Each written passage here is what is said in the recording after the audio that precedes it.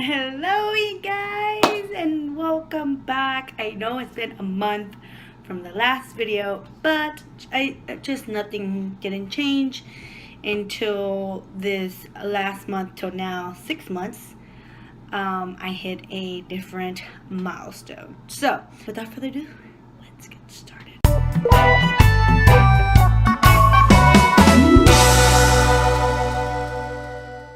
First thing is, I had a due date of November 3rd. You guys already know that. You guys already knew that. And I was so iffy about it because I was like, how am I due in November? But I'm currently 6 months. And that would be the case. I would be 5 months and I would be doing November. I knew something was kind of off because I was like, in that case, I wouldn't have conceived in January. I would have a period in February, but I didn't have one in February. So my calculations were not right. I was like, it's not possible to be November, but I was like, okay, whatever.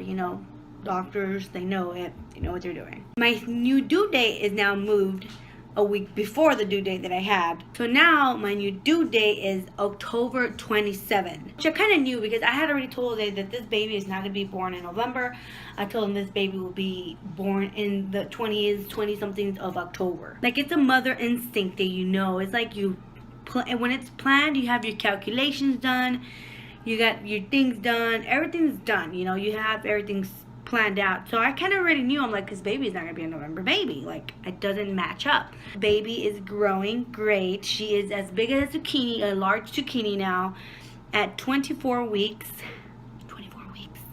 I'm past the half. So baby is measuring at 11 inches. She weighs around 1 pound and 11 ounces, which the doctor said is great. She's in great position. She is very active and extremely active baby. To the point that the doctor just called it quits when we try to get a picture of her profile. We've seen her profile before. I think it was last week's anatomy scan. We had to get a whole profile to make sure that all her face features were where they were supposed to be, and she looked fantastic. Everything's where it's supposed to be. The results came back normal. She is an amazing, extremely active baby. The week of 4th of July. No, a week before 4th of July, my health went like. What happened was that when I was pregnant with Stephanie, I had low blood pressure. In this pregnancy, I had low blood pressure again. So, I got it and I didn't quite pick it up right away. I kind of thought I was just hitting that pregnancy stone where you go from like very sleepy, nausea, very active, feeling great, and then, extremely drowsy again. So, a lot of people say that your first trimester is the worst, the second trimester is the best, and the third one again becomes the worst, where you get tired, your feet get swollen, shalala, shalala, shalala, shalala. So I was like, oh, it's probably hitting that. But then it got to the point where I was getting dizzy all the time. My face looked pale. I wanted to throw up with nothing in my stomach. Like, I would literally wake up and wanting to throw up.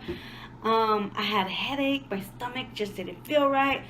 So my mom was like, here, have a Coke. You probably are dehydrated, or you probably are. I'm getting messages on my phone. Oh my God. Goals. Somebody just sent me a comment on Instagram, said goals. Distractions. Okay, so she gave me a Coke and she goes, probably your blood pressure is low. Take a Coke, see if that works. So I'm not a Coke person, and I was like, okay, whatever. So I drank half of the Coke can. Let me tell you guys, I felt awesome. At that moment, I was like, maybe it is my blood pressure. So I waited a bit, and then my mom suffers from high blood pressure, so she has that pressure thingy machine that like squeezes your arm. I measured my blood pressure and it was low, not like extremely low where I need to go to the hospital, but it was low, like it was normal pregnancy low, if that makes sense. Felt, like I said, bad. I drank the Coke, then I felt better, and then 2 days later I started eating right, getting stuff regulated, started being active.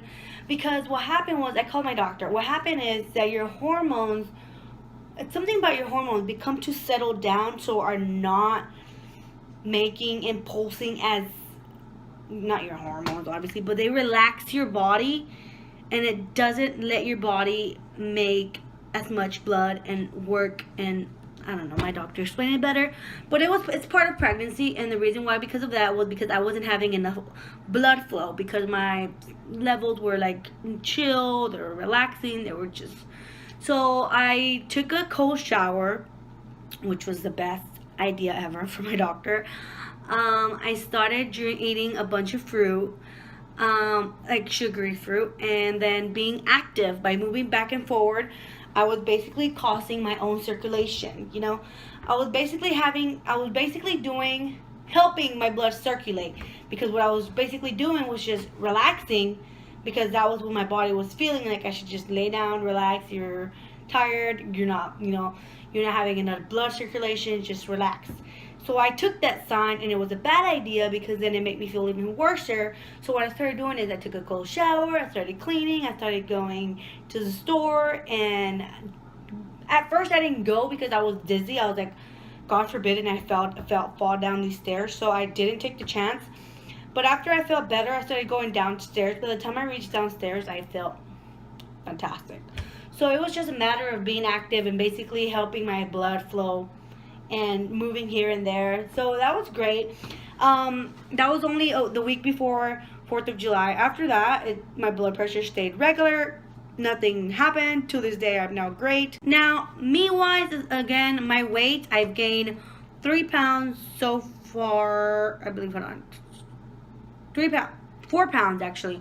4 pounds from my pre-pregnancy weight, which the doctor is happy with. He says that's okay. That's great. Awesome. So that's in track. I'm in track. As far as C-section goes, Stephanie was delivered via cesarean, and I talked to my doctor about it and see if I would be having or needing a repeated C-section. He said as of right now, he doesn't see the reason of why I would need a repeated C-section. So I would go for a TOLAC, which means trial of labor after cesarean. Basically is what TOLAC means.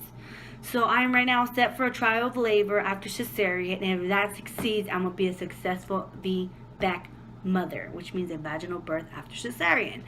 So I'm so happy that as of right now, I'm not looking forward to a C-section, but I am kind of scared because the doctor said there are some cons of it, to the point that I can have internal bleeding and die. Basically how the way he told me. The reason is because where my C-section scar is, well, whoever gets a C-section, happens to everybody who has a C-section, your tissue gets thinner cesarean after cesarean. The more cesareans you have, the higher risk you have of having a ripped tissue and having a internal bleeding and basically needing urgent emergency C-section, because it's either life or death.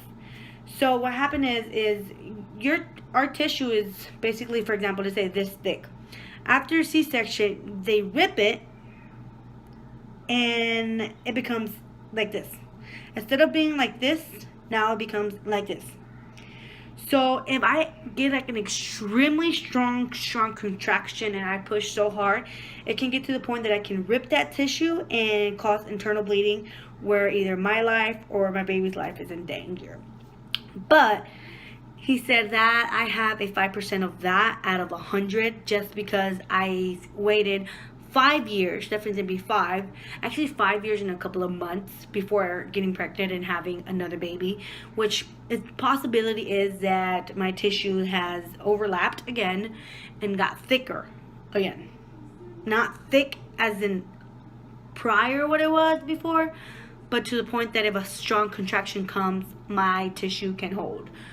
There's a lot of moms who get pregnant, they have a C-section, and then wait like a year or like 2 years, and then their tissue wasn't even completely thickened and got in full recovery. So that's why doctors usually recommend you, because when I gave birth to Stephanie, the doctor said, if you plan to get pregnant again, I recommend you get pregnant after the 2 years or 2 to 3 years after your firstborn, just because you need to give your body time to heal and in case you want to have a TOLAC, because Stephanie was not something that it was like my cause. Like, it's not something that I can get repeated again health wise.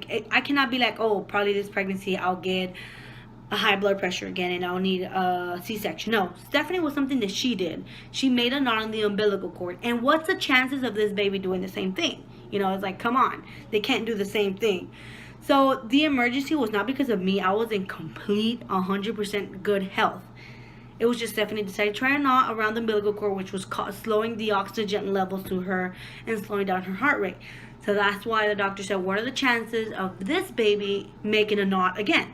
So as of right now, I'm looking at an 80% chance of having vaginal birth. And I'm so freaking happy and excited, yet nervous and scared, because it's basically like my first child delivered vaginally. So I believe those are all the updates. I've been feeling great. No nausea, no vomiting for like the past 2 months. I only had nausea for 4 weeks. No, like when I was 2 months, I got nausea like 4 times in like 3 weeks, and that was it. Never ever again. But I feel great. Like I said, no nausea, no headaches. The only thing that I've been having lately is backaches. Backaches are a pain in the butt. Also, now this baby is starting to kick my crotch, so that's uncomfortable. And she is now sleeping or laying or kicking my bladder, and I'm constantly in the toilet. Constantly, all the time. Jose gets annoyed by the time that every time we get to the store, now it's me who has to go to the restroom and not Stephanie. So that's also that. But yeah, everything else is still the same, still in track. I'm so happy, so excited. We still don't have any baby name, and it's annoying because I kind of gave Jose an entire long list of baby names, and he's extremely picky. Extremely picky.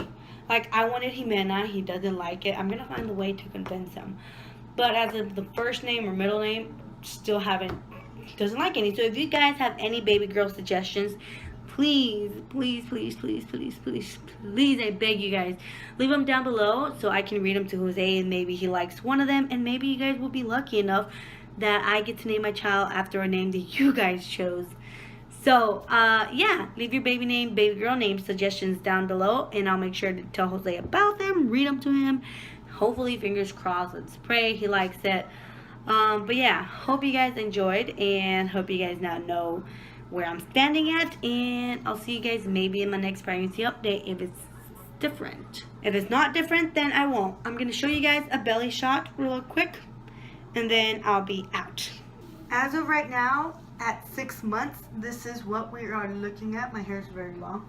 This is what you guys are looking at a 6 month pregnant. It is extremely hard. There's sometimes that she balls up right here.